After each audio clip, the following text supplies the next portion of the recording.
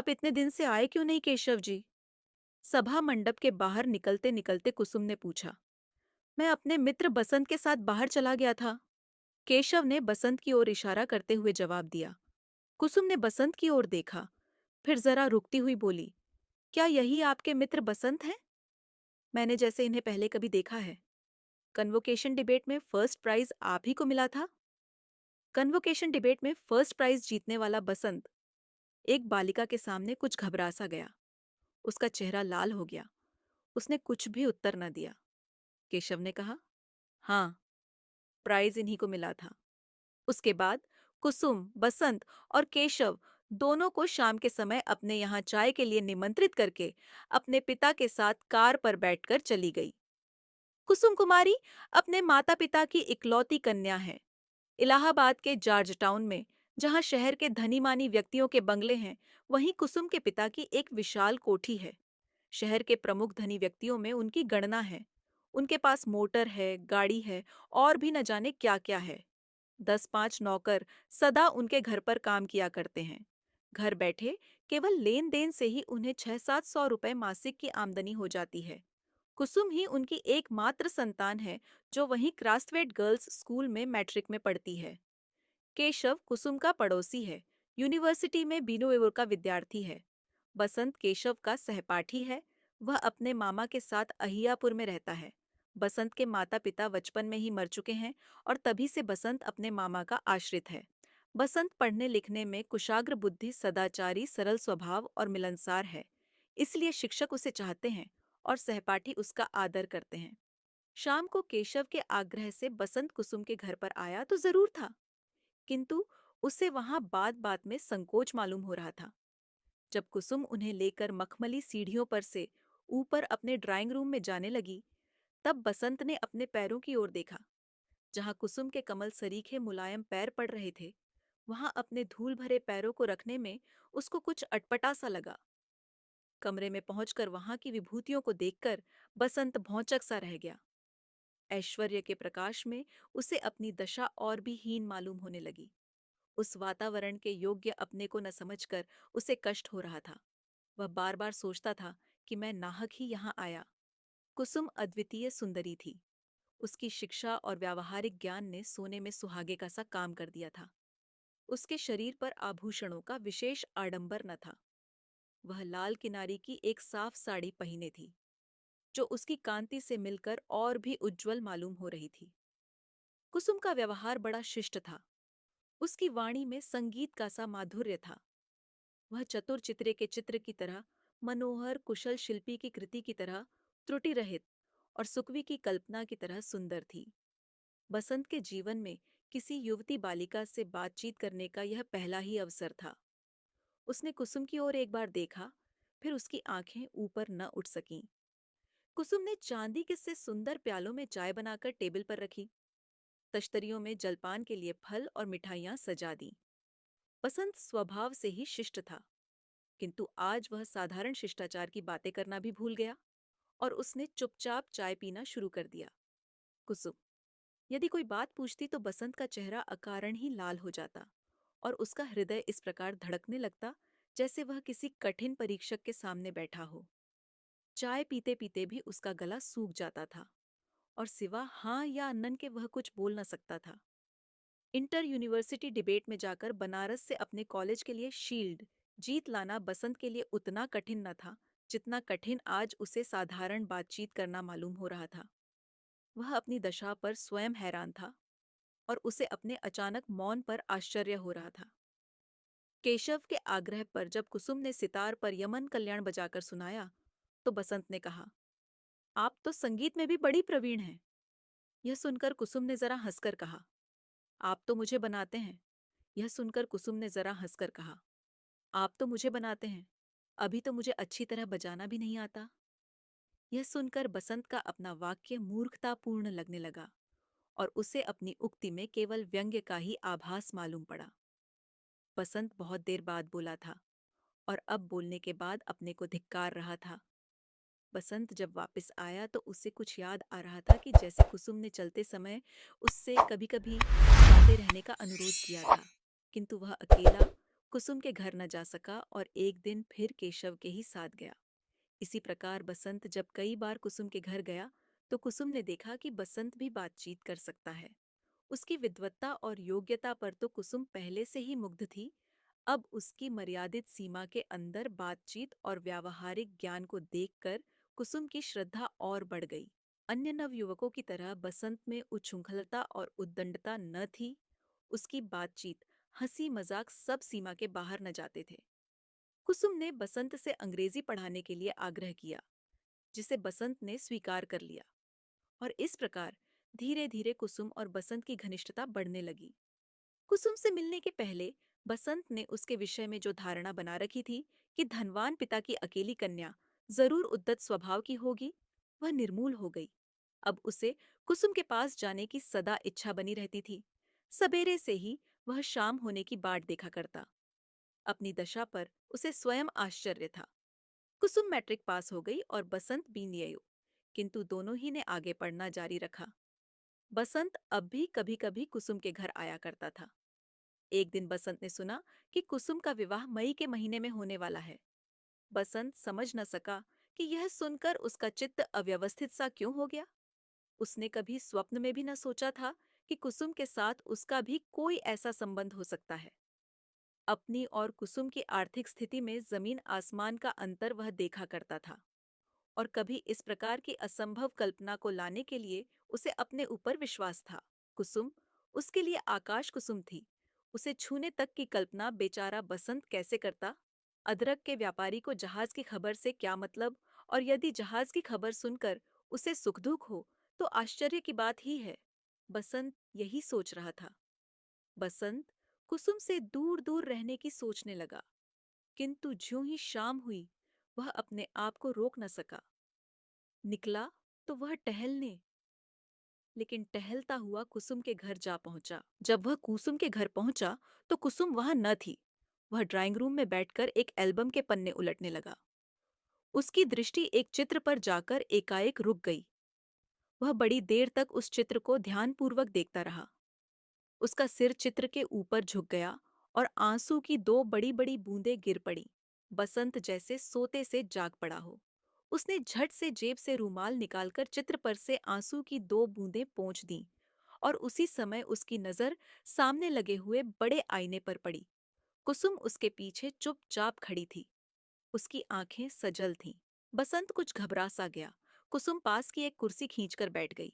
थोड़ी देर तक दोनों ही चुपचाप रहे।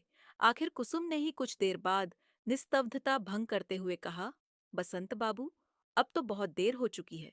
बसंत ने कहा, जो कुछ हुआ ठीक ही हुआ है। इसके बाद मिल्टन की एक पोयम की कुछ पंक्तियां जो कुसुम न समझ सकती थीं, बसंत ने उसे समझाई। बसंत अपने घर गया और कुसुम अपने पिता के साथ हवाखोरी के लिए। गर्मी की छुट्टी में बसंत को एक लाल लिफाफे में कुसुम की शादी का निमंत्रण पत्र मिला, और कुछ दिन बाद उसने यह सुना कि कुसुम का विवाह एक धनी मानी जमींदार के यहाँ सकुशल हो गया। कुसुम का पढ़ना लिखना बंद हो गया, और साथ ही बंद हो गया बसंत का उसके यहाँ का आना जाना। बसंत को अब मालूम हुआ कि उसका हृदय उससे छिप छिप कर कुसुम को कितना चाहने लगा था। कुसुम को अपनाने की लालसा भी उसके हृदय में दबी हुई थी। अपने हृदय के इस विश्लेषण पर बसंत को आश्चर्य हुआ। यह इच्छाएं कब उसके हृदय में आईं, ऐसा उसे स्पष्ट भाव से स्मरण नहीं आया। उसे अपने ऊपर और अपनी बुद्धि पर विश्वास था, किंतु हृदय बुद्धि और तर्क को धोखा देकर मनुष्य को किस प्रकार असंभव कल्पना की ओर प्रेरित कर सकता है, बसंत ने आज जाना। उसने सोचा, यदि मैं सचमुच कुसुम को प्यार करता था तो मैंने कुसुम से यह कहा क्यों नहीं। यदि उसे अपनाने की इच्छा मेरे हृदय में थी तो उसे मैंने कभी प्रकट क्यों नहीं किया। वह अपने प्रश्नों पर आप ही निरुत्तर हो जाता था। फिर उसने बार बार यही सोचा कि उसने सदा से ही कुसुम को प्यार किया है, और हृदय से प्यार किया है। तब क्या कुसुम भी उसे प्यार करती थी? शायद हाँ या नहीं। बसंत कुछ निश्चय न कर सका, किंतु तर्क की शुष्क विवेचना में उस दिन की कुसुम की सजल आंखें डूबते हुए को तिनके के सहारे की तरह बसंत को मालूम हुई। बसंत एमएसो पास करने पर लाहौर कॉलेज में प्रोफेसर हो गया और साधारण स्थिति में अपने दिन काटने लगा। उसे प्रोफेसरी करते करते 4 साल हो गए। किंतु उसके जीवन में कोई विशेष परिवर्तन न हुआ। उसके मामा ने उसके विवाह के लिए 2-4 बार कहा भी, किंतु बसंत ने टाल दिया। माता पिता तो थे ही नहीं जो उसे बार बार विवाह के लिए बाध्य करते। मित्रों ने भी यदि कभी बसंत से इसकी चर्चा की तो बसंत ने बात सदा हंसी में उड़ा दी। अपनी इस लापरवाही का कारण वह खुद न समझ सकता था। विवाह न करने की उसने कोई प्रतिज्ञा तो न कर रखी थी, किंतु न जाने क्यों उसका चित्त अव्यवस्थित था। विवाह की ओर उसका झुकाव नहीं सा था। इन 4 वर्षों में बसंत एक बार भी इलाहाबाद नहीं गया। बार बार इच्छा होते हुए भी वह वहां न जा सका। उसके मामा की बदली लखनऊ हो गई थी। अब इलाहाबाद जाता भी तो किसके यहाँ? अपने क्लास के विद्यार्थियों को टाटानगर के कारखाने दिखलाकर जब बसंत लौट रहा था, उसे इलाहाबाद स्टेशन से जाना पड़ा। यहाँ एक दिन रुकने के प्रलोभन को वह न रोक सका। सामान स्टेशन पर छोड़कर पहले वह अपने पुराने साथियों से मिलने गया। एक दो को छोड़कर उसे और कोई न मिला। फिर वह जॉर्ज टाउन की ओर गया और उसके पैर अपने आप कुसुम के घर के पास जाकर ठिठक गए। दरवाजे पर वही पुराना चौकीदार बैठा हुआ हाथ में तमाकू मल रहा था। बसंत को देखते ही वह उठकर खड़ा हो गया। बोला, बहुत दिन में आए भैया। और बिना वसंत के कहे ही अंदर खबर देने चला गया। बसंत जाकर उसी ड्राइंग रूम में बैठ गया जहां वह बहुत बार कुसुम के शिक्षक के रूप में बैठ चुका था। इन 4 वर्षों में कुसुम और बसंत के बीच किसी प्रकार का कोई पत्र व्यवहार नहीं हुआ था और न उन्हें एक दूसरे के विषय में कुछ मालूम था। वसंत सोच रहा था कि इतने दिनों के बाद कुसुम न जाने किस भाव से मिलती है, कैसा स्वागत करती है, उसका आना उसे अच्छा भी लगता है या नहीं, कौन जाने। इतने ही में बिना किनारी की एक सफेद खादी की साड़ी पहने कुसुम ड्राइंग रूम में आई। बसंत ने बड़े ही नम्र भाव से उठकर अभिवादन किया। क्यों, क्या कुसुम को इतनी जल्दी भूल गए जो अपरिचित की तरह शिष्टाचार करते हो? बसंत बाबू, कुसुम ने हल्की मुस्कुराहट के साथ कहा। बसंत का ध्यान इस ओर न था। वह चकित दृष्टि से कुसुम के सादे पहनावे को देख रहा था। सौभाग्य के कोई चिन्ह न थे, न तो हाथ में चूड़ी और न माथे परे सिंदूर की बिंदी। विधाता! तो क्या कुसुम विधवा हो चुकी है? किंतु बसंत का हृदय इस बात को मानने के लिए तैयार ही न होता था। क्या सोच रहे हो बसंत बाबू? कुसुम ने फिर पूछा। बसंत जैसे चौंक पड़ा। बोला, कुछ तो नहीं, वैसे ही मैं देख रहा था कि। कुसुम ने बात काट कर कहा, आप मेरी तरफ देख रहे होंगे, किंतु इसके लिए क्या किया जाए? विधि के विधान को कौन टाल सकता है? बसंत को मालूम हुआ कि विवाह के 2 ही वर्ष बाद कुसुम विधवा हो गई। उसके पिता भी उसे अटूट संपत्ति की अधिकारिणी बनाकर 6 महीने हुए परलोकवासी हुए। बसंत ने देखा कि विपत्तियों ने कुसुम को ज्ञान में उससे भी अधिक प्रौढ़ बना दिया है। कुसुम उम्र में बसंत से कुछ साल छोटी थी, किंतु बसंत अभी संसार सागर के इसी तट पर था। और कुसुम कुसुम लहरों के चपेट में आकर उस पार बसंत से बहुत दूर पहुंच गई थी। बसंत के जीवन में आशा थी और कुसुम का जीवन निराशापूर्ण था। निराशा की अंतिम सीमा शांति है। कुसुम उसी शांति का अनुभव कर रही थी। उस दिन बसंत फिर लौटकर वापस न जा सका। कुसुम के अनुरोध से वह 2 दिन तक कुसुम का मेहमान रहा। दोनों ने परस्पर एक दूसरे के विषय में इतने दिनों का हालचाल जाना। पत्र न लिखने की शिकायत न तो कुसुम को थी न बसंत को। चलते समय कुसुम ने बसंत से आग्रह किया कि यदि किसी काम से उन्हें इस ओर आना हो तो इलाहाबाद में जरूर ठहरे। कुसुम, बसंत का हृदय उसकी आंखों में देख रही थी। उसे विश्वास था कि बसंत जरूर आवेगा। बसंत का स्वास्थ्य दिनों दिन बिगड़ता ही गया। कोई खास बीमारी तो न थी। केवल 8-10 दिन तक मलेरिया ज्वर से पीड़ित रहने के बाद वह कमजोर होता गया। छुट्टी में जलवायु परिवर्तन के लिए बसंत मसूरी गया। प्रकृति के सुंदर दृश्य, यात्रियों की चहल पहल, बिजली की रोशनी, किसी भी बात से बसंत के चित्त को शांति न मिल सकी। वह सदा गंभीर और उदास रहा करता। कुसुम को वह जी से प्यार करता था। बसंत का स्वभाव और चरित्र अत्यंत उज्जवल और ऊंचा था। फिर भी जब वह सोचता कि कुसुम के विवाह के समय, उसके सुख के समय उसकी आंखों में आंसू आए थे और कुसुम के विधवा होने पर उसके हृदय में आशा का संचार हुआ है, तब वह अपने विचारों पर स्वयं लज्जित होता और अपने को नीच समझकर धिक्कारता। बसंत बहुत दिनों तक मसूरी में न रह सका। देहरादून एक्सप्रेस से वह एक दिन इलाहाबाद जा पहुंचा। कुसुम के सदा व्यवहार से कुछ शांति मिली। कई दिनों से बसंत कुसुम को कुछ कहना चाहता था, किंतु कहते समय उसे ऐसा मालूम होता जैसे कोई आकर उसकी जबान पकड़ लेता हो। वह कुछ न कह सकता था। एक दिन बगीचे में कुसुम बसंत के साथ टहल रही थी। दोनों ही चुपचाप थे। बसंत ने निस्तब्धता भंग की। उसने पूछा, कुसुम, तुम अपना सारा जीवन इसी प्रकार तपस्विनी की तरह बिता दोगी? क्या करूं? ईश्वर की ऐसी ही इच्छा है। कुसुम ने शांति से उत्तर दिया, किंतु इस तपश्चर्या को सुख में परिवर्तित करने का क्या कोई मार्ग नहीं है? क्या मार्ग हो सकता है बसंत? तुम ही कहो ना। मेरी समझ में तो नहीं आता। बसंत ने धड़कते हुए हृदय से कहा, पुनर्विवाह, जैसा कि तुम्हारी सखी मालती ने भी किया है। कुसुम को एक धक्का सा लगा। उसका चेहरा लाल हो गया। उसने दृढ़ता से कहा, लेकिन बसंत बाबू, मुझसे तो यह कभी ना हो सकेगा। बसंत चुप हो गया। वह रह रहकर अपनी गलती पर पछता रहा था। बसंत ने साहस करके इस नाजुक विषय को छेड़ तो जरूर दिया था, किंतु वह डर रहा था कि कहीं कुसुम की नजर से वह नीचे न गिर जाए। दोनों चुप थे। दोनों के दिमाग में एक प्रकार का तूफान सा उठ रहा था। टहलते टहलते कुसुम जैसे थककर एक संगमरमर की बेंच पर बैठ गई। उसने बसंत से भी बैठ जाने का इशारा किया। उसने कहा, बसंत, मैं तुम्हें कितना चाहती हूँ। शायद तुम इसे अभी तक अच्छी तरह नहीं जान पाए हो। बसंत के हृदय में फिर आशा चमक उठी।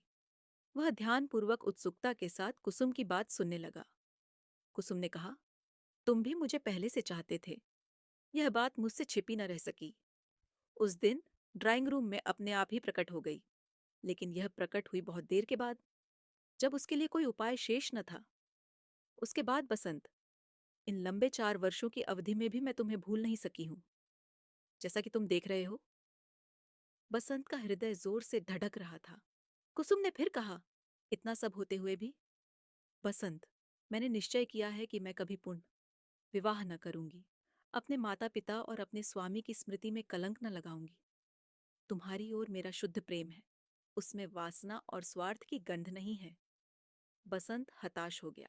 कुसुम ने फिर कहा, कहानियों की तरह क्या प्रेम का अंत विवाह में ही होना चाहिए?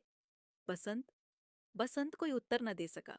उसने देखा, कुसुम प्रेम की दौड़ में भी उससे बहुत आगे निकल गई है। बसंत अपने को स्वार्थी और ओछे हृदय का समझने लगा। उसे ऐसा मालूम हुआ कि कुसुम बहुत ऊंचे से किसी दूसरे लोक से बोल रही है, जिसे बसंत कुछ समझ सकता है और कुछ नहीं। इसके बाद बसंत और कुसुम के बीच में इस विषय में फिर कभी कोई बात न हुई। किंतु बसंत अब भी समझता है कि कुसुम का तर्क सत्य नहीं है। किसी सुकवी की कल्पना की तरह यह सुंदर जरूर है, पर उसमें सच्चाई नहीं है। परंतु इस प्रकार के विचार आने पर वह स्वयं अपनी आंखों से नीचे गिरने लगता है। उसके कानों में बार बार कुसुम के यह शब्द गूंजने लगते हैं, क्या प्रेम का अंत कहानियों की तरह विवाह में ही होना आवश्यक है?